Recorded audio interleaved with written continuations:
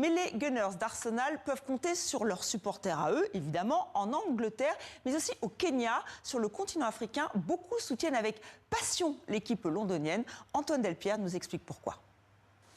La penderie de Nana Owiti raconte une histoire d'amour qui dure depuis 30 ans. Une passion transmise par son père avant que l'influenceuse devienne à son tour une supportrice à part entière d'Arsenal, le célèbre club du nord de Londres, situé à 7000 km de Nairobi.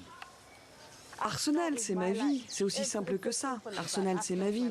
Cela représente une grande partie de ce que je suis en tant que personne. J'adore les joueurs, j'adore Mikel Arteta, l'entraîneur. J'adore tout ce qui touche au fait d'être fan d'Arsenal.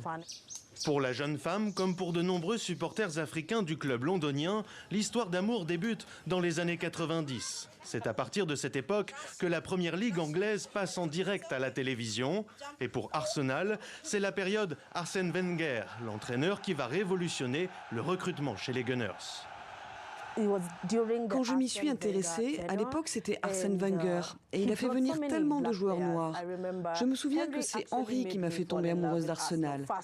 D'abord parce qu'il était craquant. Mec, il est trop beau. Je me suis dit, oh d'accord.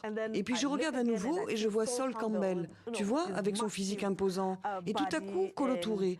Tous ces gens, tous ces joueurs noirs, j'avais juste l'impression d'être à ma place. 1998, 2002, 2004, 2006, alors qu'Arsenal enchaîne les titres en Angleterre et se hisse en finale de Ligue des Champions, sur le continent, les Nigérians et les Kenyans particulièrement se prennent au jeu, jusqu'à fonder des groupes de supporters panafricains. C'est en 2006 que j'ai commencé à soutenir Arsenal. Au début, je n'y comprenais pas grand-chose. À l'époque, je crois qu'Arsenal comptait le plus grand nombre de joueurs noirs, ce à quoi on pouvait s'identifier.